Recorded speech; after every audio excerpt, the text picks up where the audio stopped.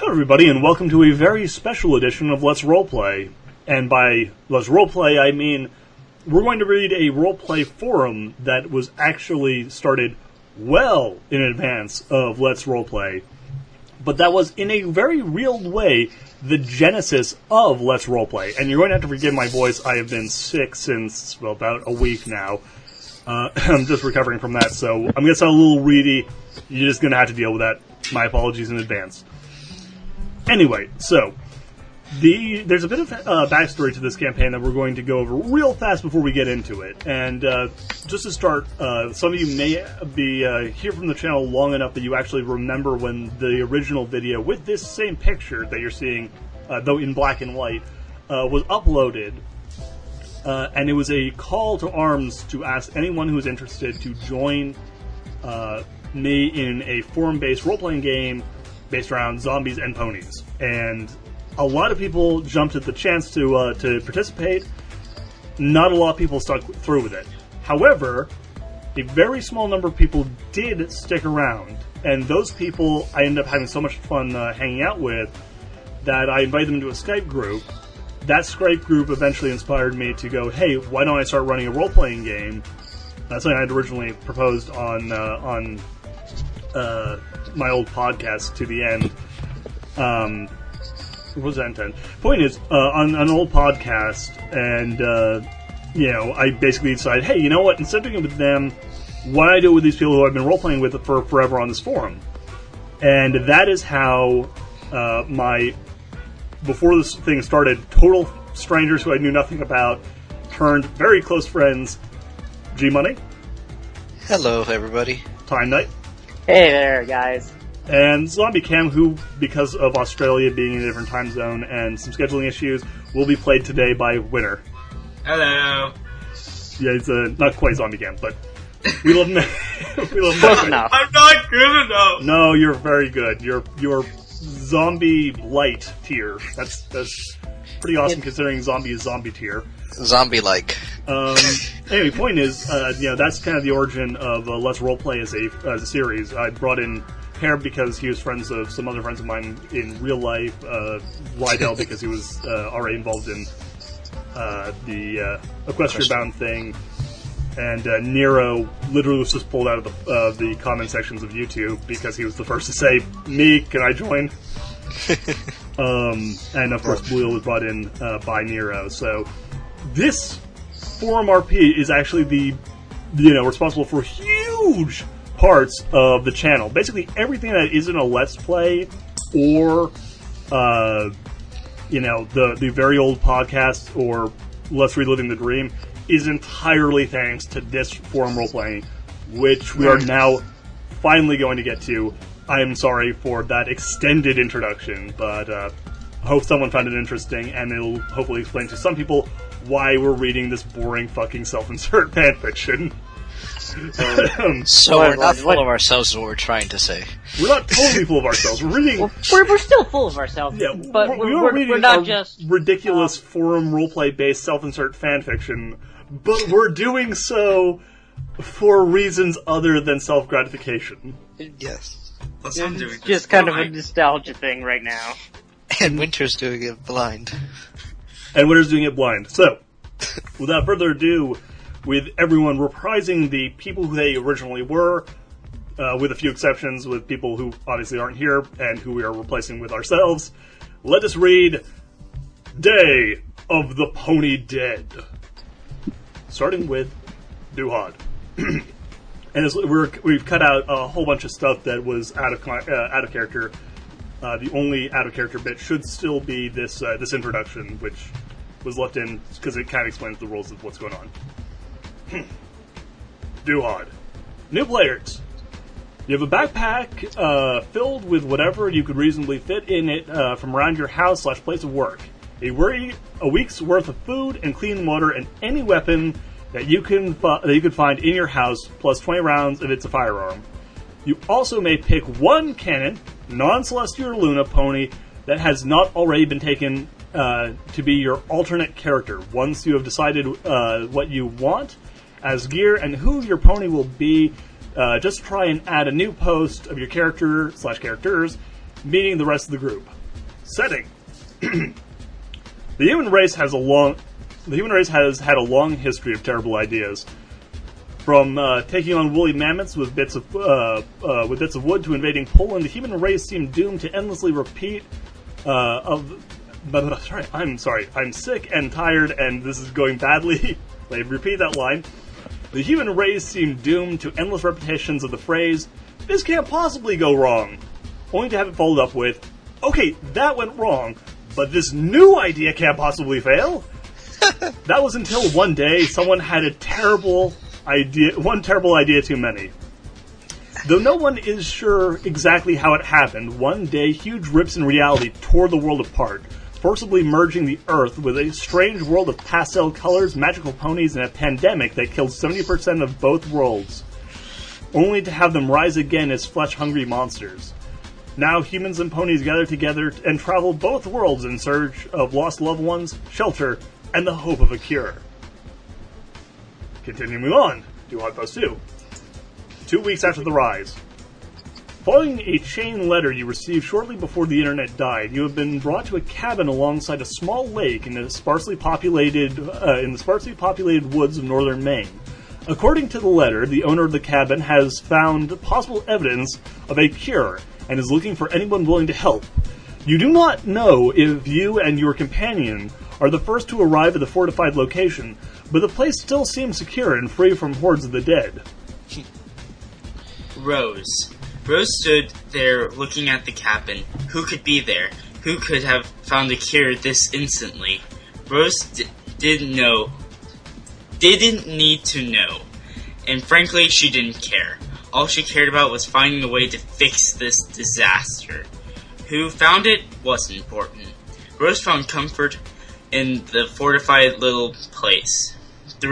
These small places where life was surviving is what kept her going. I cannot read today. It's okay. Everyone's having trouble. I'm pretty sure that I'll have the dumps. I will also. Yeah. She looked down at Rainbow Dash, though she put on a tough face. Rose knew Rainbow was a really scared filly underneath. Was really a scared filly underneath. Rainbow, do you want to go in? Rose asked, as she brushed her brown hair away from her eyes. There was no way there. Rose asked Rainbow as she brushed her brown hair from her eyes. Yes. Yeah, there's too many hers, but it's fine. Yes. Rose waited for the cocky answer that was likely to follow. Of course I am! I was born ready! Rainbow smiled a confident smile. Rose smirked. The two started making their way to the front door of the cabin. When they reached the door, Rose knocked. Then she realized how dumb that was. Who would answer someone knocking at the door during a zombie apocalypse? Then to Rose's surprise, the door swung open. Johnny Date. Johnny inspected. It's just Donnie. Date is just. Oh! That's the day it was posted. For some reason, I thought that was part of his name.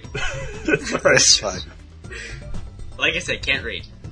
Johnny inspected the cabin with his binoculars. Everything seemed quiet. Johnny wondered if there had been truly a cure for this plague inside, or is it a trap for some opportunistic bandits waiting to prey on some unsuspecting travelers? Johnny sighed. It didn't matter. Anyways, he just hoped that there was a first aid kit in there. He stared back at an unconscious Fluttershy. Her wings was in bandages. He tapped her on the shoulder and said, "Wake up, Fluttershy. We're heading inside the cabin." Visibly shaken, she said, "Is it safe to go in?" He didn't like seeing her so scared, but he had to convince her to go in.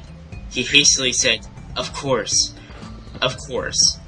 giving a reassuring smile. She seemed to relax a little after hearing that. But still was in pain. Sorry. But it's fine. But what still was in pain. Okay, she replied, and with that, we headed towards the cabin. Yeah, why was that so hard for me to read? It was a change in tense, so it's a little, it's understandable.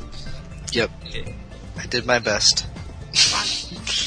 Yeah, G was very kind and went ahead and edited a number of the issues that the original, not particularly well-written posts were in. Yeah. Arriving at the front door, Johnny instinctively knocked at the door, realized afterwards that he would answer the door, ready to curse himself out for his stupidity. To his surprise, the door opened. Alright, last post before someone else takes over. Yes, I've been doing a lot of reading.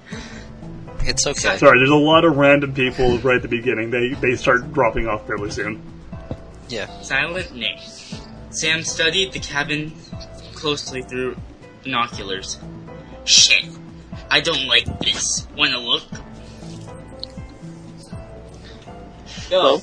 Okay, I'll take over from Person. Silent Night for a Yes. second. He asked, passing the binoculars to Blossomforth.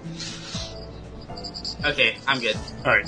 As Blossomforth looked through the binoculars, she said, "Doesn't look like anyone's there, but how does it remain clean?"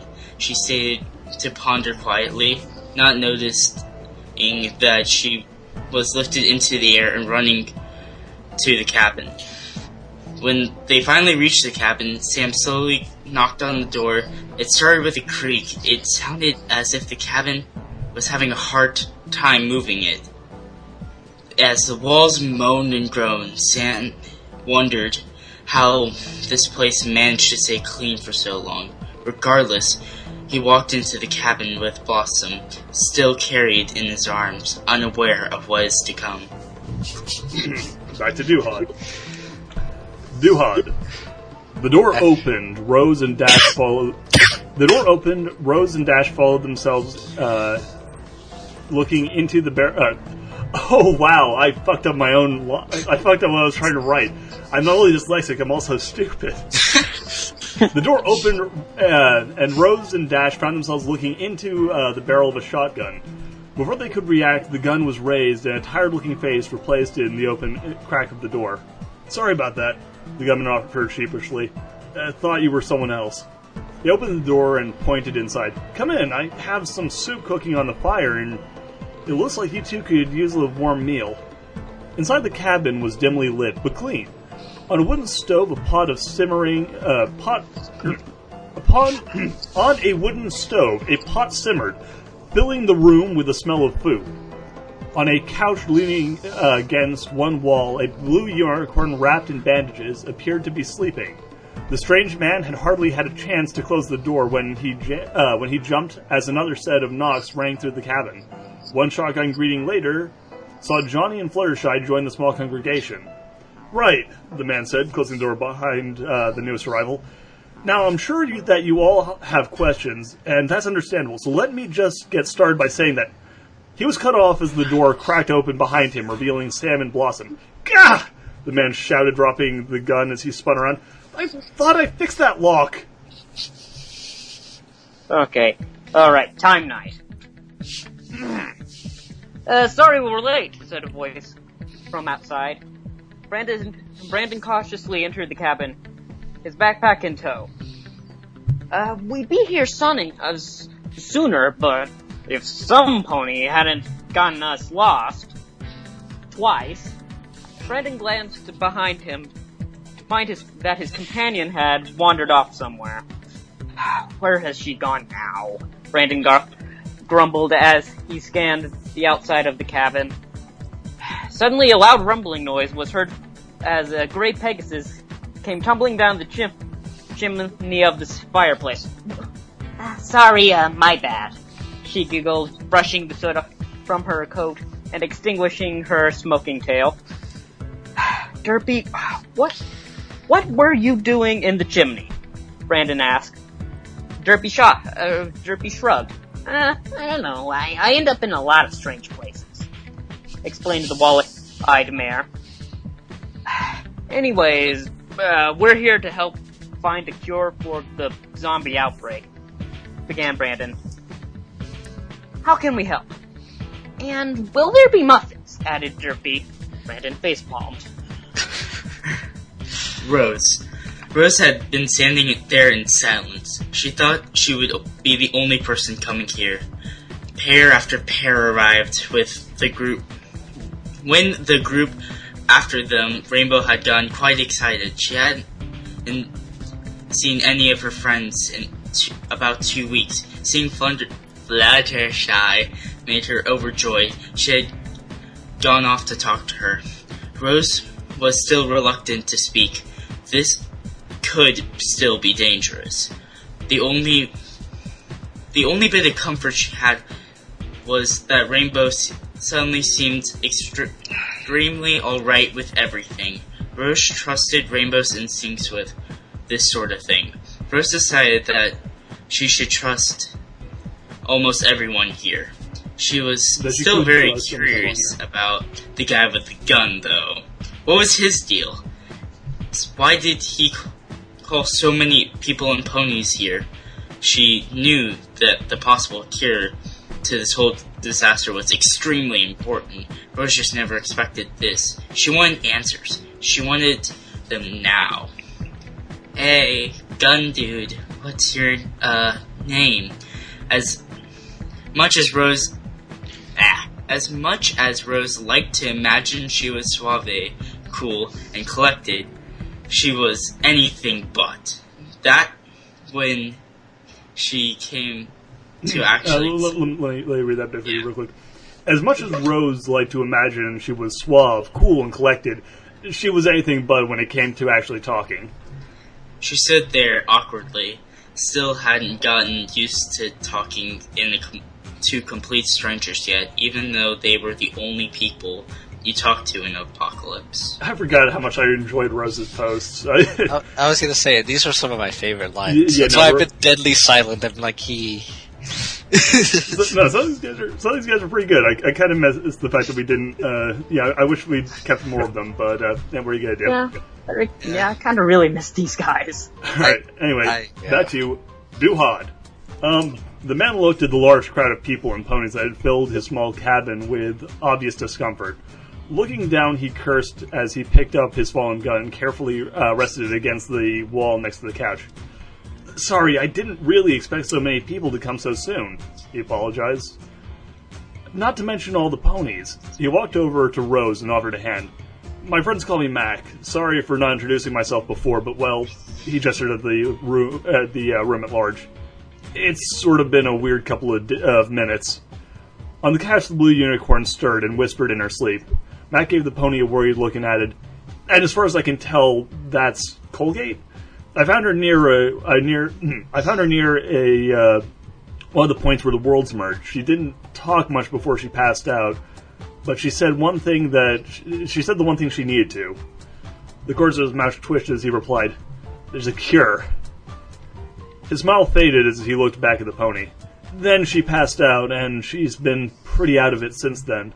I sent a few messages before everything fell apart, but since then I've been stuck here with her. Okay, some guy.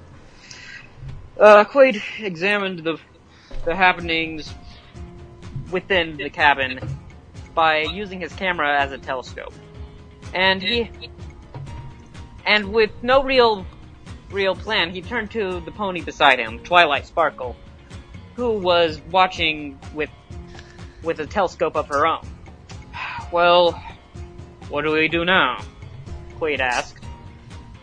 "I see Rainbow and Fluttershy there, and it would be great to see them again." Let's go then." The two of them got to the door, only to find out it was locked, and Quaid started beating on the door. Silent name. Sam notices the person and the pony watching from afar, and slowly pulls his 1911.22. Thank you. No problem. Out of his backpack carefully, as to not disturb Blossomforth. He holds it in his hands. He was stunned as to finding a cure, but protection came first, damn it. And I'll be damned if anyone Any threats near, if I let any threats near Blossom? I don't know. It's okay. Or anyone else, to a lesser extent. He thought on edge. Then the loud pounding noises started. Back to I forgot how great these were. Yes, to Johnny. Johnny was amazed about how many people and ponies there were here. This had been the most he's seen alive since before the anarchy started. Fluttershy seemed tense about such a big crowd, but she seemed to light up with joy when she noticed the Cyan Pegasus standing next to the cute girl. So Johnny gestured as Fluttershy to go and talk to her pony friend. As Fluttershy went, Johnny knew this would be his only time to ask some questions to Mac about first aid kit. About a first aid Colgate and this cure. When he noticed a guy near a white Pegasus who was already near a white Pegasus who was previously looking out the window, slowly pulled out his gun. Unsure of his intentions, he reached towards the gun hidden in his pants to click off the safety in case things went sour, when all of a sudden a loud pounding noise started. Some guy. With no one else opening the door, Quaid started calling out. Can someone, please let us in? I'm sorry we're late. Fine. I got it. Yelled Derpy as she dashed to the door. Derpy, be careful. We don't know who's out there, warned Brandon. Yes, I do, replied Derpy. It's Twilight and another human.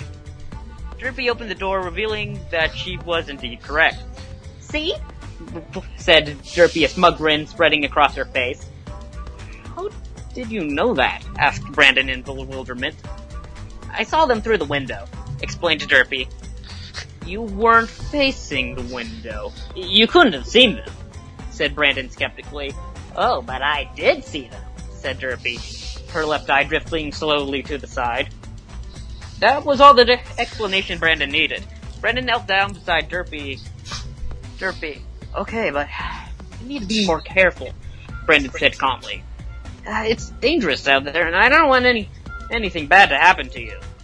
Derpy nodded silently and rejoined the other ponies.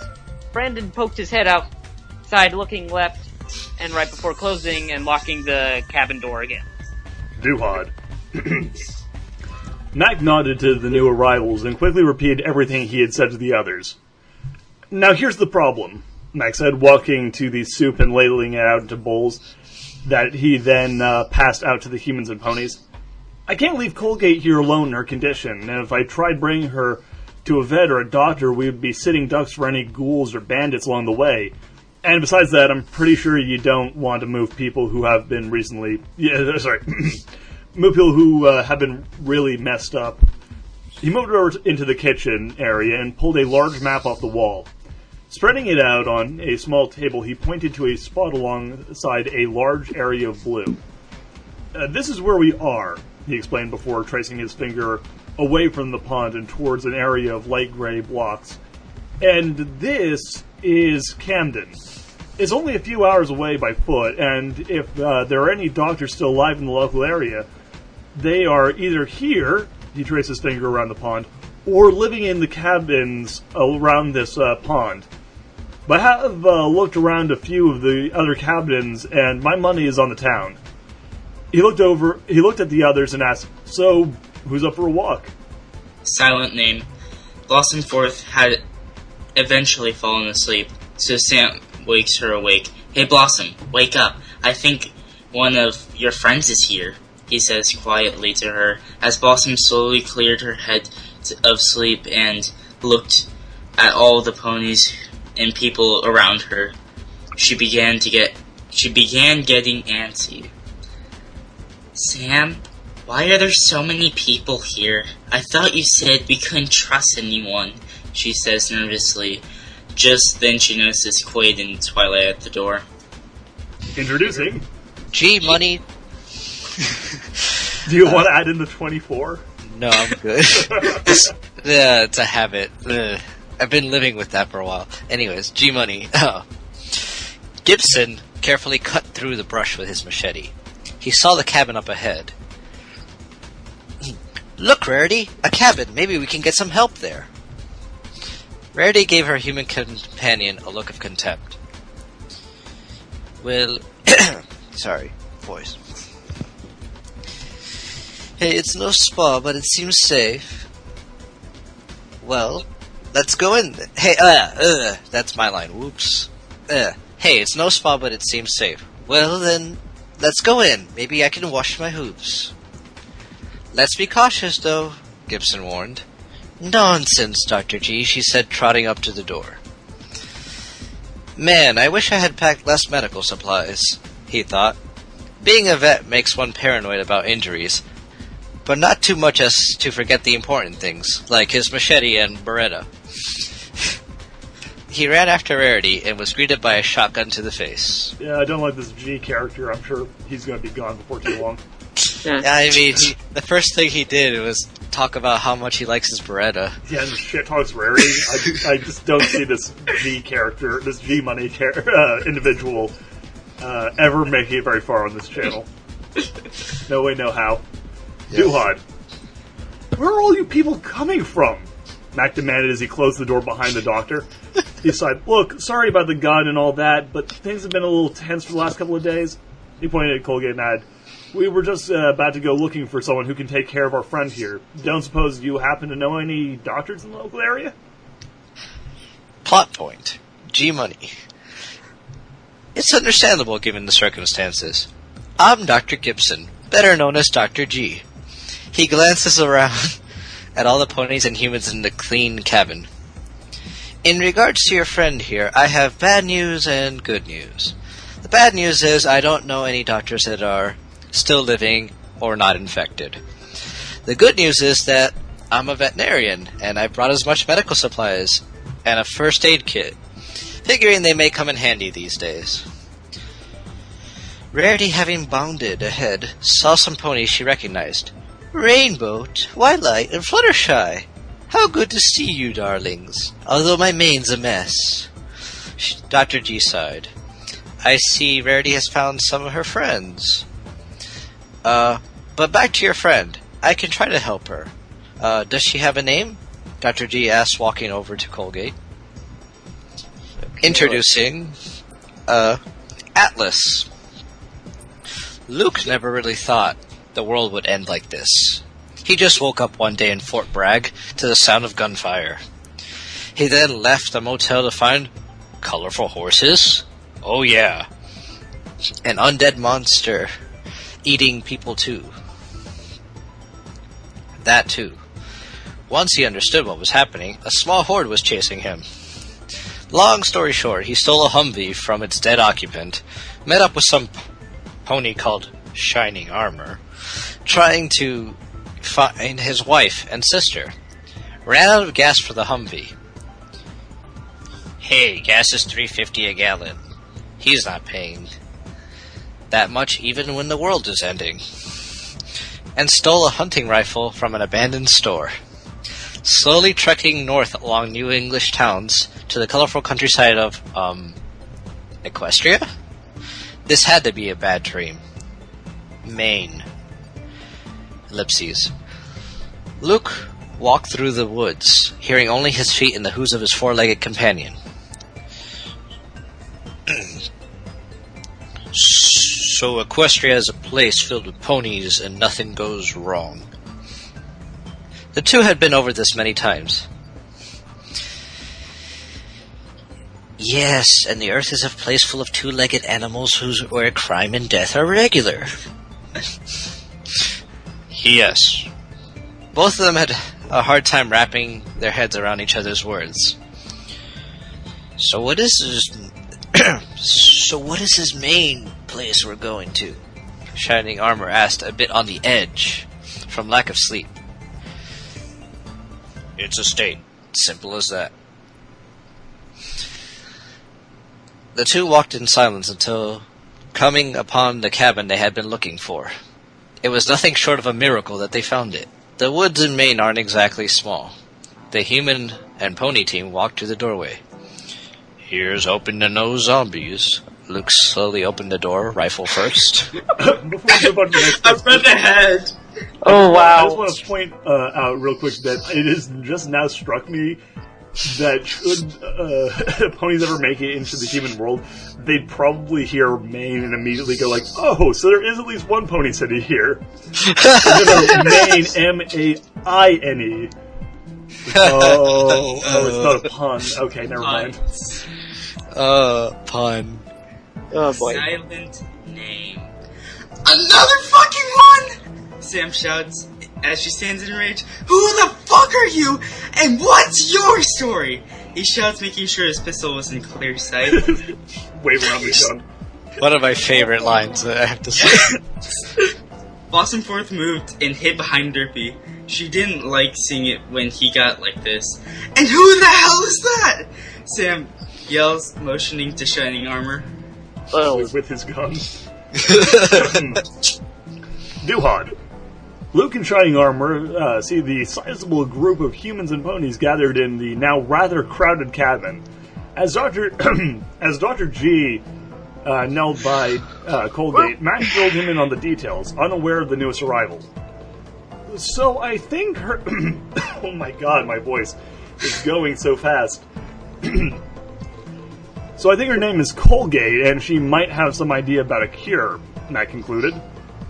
"I was going to ask the others to go look for a doctor, but since you showed up, that sort of takes care of that." He looked at the others. "Though anyone still interested in helping might want to get together and maybe look around the nearby cabins for food, extra bedding, meds, and anything else we could use. My stores will not last long with all these people here." Just as Mac had finished speaking, Sam's shout caused him to flinch. He spun to face the new faces, hand reflexively reaching for his gun, for the gun that he had at his side. "What the hell?" he shouted. Some guy. Well, we've got a vet here. That's nice. And some guys with guns. And some other guys. And me. I guess...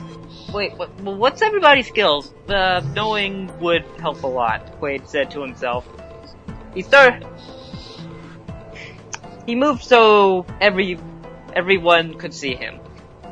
And was about to address the group when the door opened and Sam started shouting, "And who the hell is that?" Sam yelled, motioning to Shining Armor the whole time. "Wait, Shining? What are you doing here?" Twilight called out at the sight of her brother. Twilight.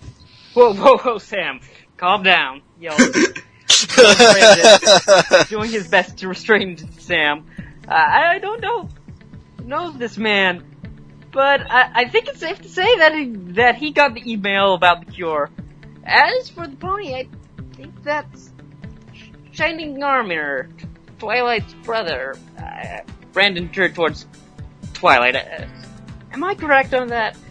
Twilight nodded in an affirmation. Good, said Twilight. Then I feel like we can trust these two. You gonna be okay, Blossom? Asked Derpy, hugging the white Pegasus. I'll be fine. He just scares me when he does that. This cabin's getting a bit snug, said Brandon. We best figure out where we need to go before it starts getting too crowded. Dr. G Money. Dr. G knelt next to Colgate, lightly brushing her coat and examining her injuries. Then Dr. G pulled out a stethoscope from his medic bag, which had been in his backpack. God, my ears! He ripped the scope from his ears, turning toward the commotion, his ears still ringing. This thing amplifies everything. And who let in the trigger-happy psychopath? Dr. G asked, pointing at Sam. Atlas. Calm down. Luke shouted back as he dropped his rifle to the side and put up his hands defensively. I'm Luke, Shining Armor here, and I are here because I got an email to come up here. I had to go halfway up the East Coast just to get here.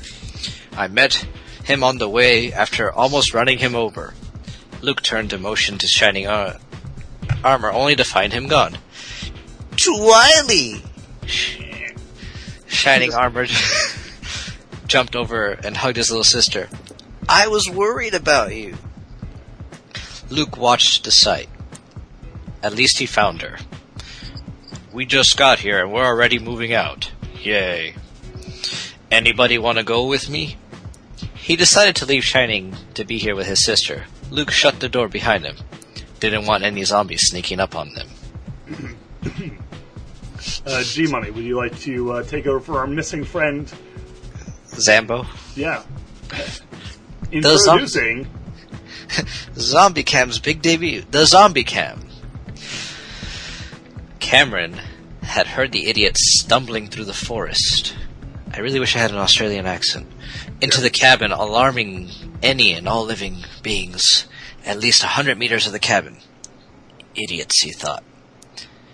I give him less than a week. Cameron called down to Octavia from his tree. She didn't respond. Still don't forgive me? He asked. A few seconds passed. Still no response. I am sorry. What do I need to do to prove it? He asked, raising his voice. Great. Now I'm the shouting idiot. He wondered if they had heard him from in there. They weren't very far. He guessed about 50 meters.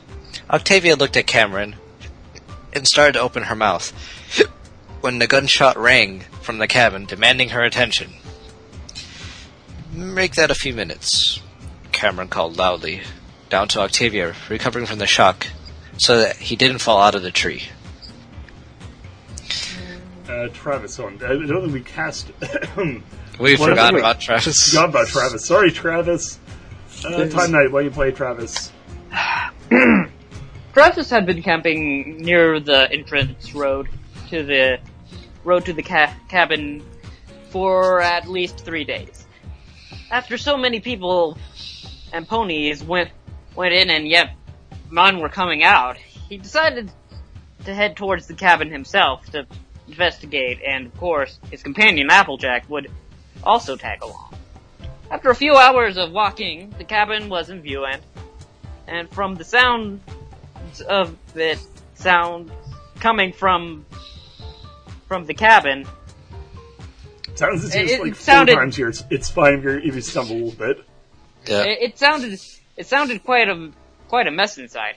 Applejack went around the side to sneak a peek in the window. Anything? Travis whispered. Oh, wait, that's a whisper.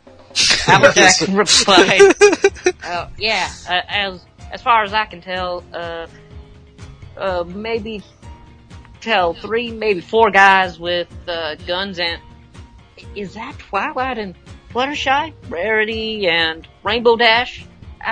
Applejack looked worried, so Travis decided to make a plan. Alright, we have to come up with a plan of attack, he said. He says as he turns to see AJ attempting to buck the door. No!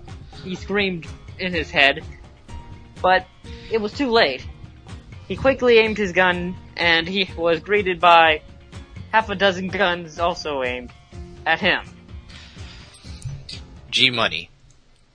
You see what you did there, Sam? Dr. G asked, finally getting a grip on himself from the commotion. Now someone's gotta go bring him back before he gets eaten alive. And now that my ears are no longer ringing, let's see what's wrong with Colgate. Rarity walked over to Dr. G and whispered in his ear. Really? Now? Dr. G asked. She nodded. Okay, fine, but Colgate needs help right now. Dr. G said. Rarity stood quietly and turned her back on Dr. G. The vet looked at her mane and saw what was annoying Rarity. He pulled out the medium-sized twig, and Rarity left and rejoined her friends. God, you are so mean to Rarity in these first...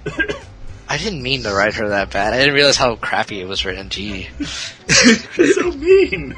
It's better. It gets better. Yeah, it does get better. I learned how to write her better. Thanks, Dr. G, Rarity said, fussing with her mane. Dr. G turned back to Colgate. Put back on his stethoscope, and continued his examination. After a few minutes, he took off his stethoscope and spoke to Mac. Well, two good things are she isn't dead or infected. However, she did take quite a nasty blow to the head. The good thing about it is that aside from being in a lot of pain and dehydrated, she seems fine. He picked up a twig from Rarity's mane. Huh. This is a piece of willow bark. I can make a tonic for Colgate that will help with the pain and with a few kitchen items. But first we need to hydrate her. I have in my bag an IV of 0.9% sodium chloride solution that will help until she is hydrated enough to drink fluids. Then we can give her the tonic for the pain and hydrate her and see how she is doing from there. Dr. G explained, pulling out the IV equipment. The new commotion at the door causing Dr. G to draw his 9mm Beretta was not going to let... The new commotion at the door caused Dr. G to draw his 9mm Beretta. He was not going to let some idiot shoot his new patient. Duhad. Thanks, Doc, Max said gratefully. Got no idea what would have... terribly sorry. Thanks, Doc, Max said gratefully. Got no idea what we would have done without you. I thought I agreed to... though I agreed with the plan about moving out, things are getting too crowded here by half. We might want to find a second cabin, clear it out, and make a second base. I am sorry! You've got to be kidding me, Max shouted. How many more people are going to... The door crashed open, revealing Applejack and Travis. Show up.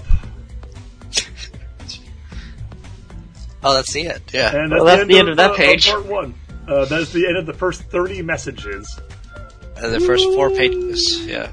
Oh boy. Please, anyone who actually managed to survive to the end of this, feel free to leave a little comment saying, guess what? Bananas. We reached the end. Bananas And and if you were pajamas. involved in the original RP, please leave a comment letting us know who you were playing, because I'd love to see how many people are still around. In the meantime, though, we hope any of you will join us for part 2 in what we promise is actually a relatively interesting story once it starts getting rolling. Mostly after a number of people start to leave and the whole thing picks up pace a little bit. Slow beginnings, excellent continuation. Hope at least some of you stick with us to that continuation. Till then, though, I've been Duhad, and this has been the introduction of G-Money, Time Knight, and Zombie Cam. Have fun.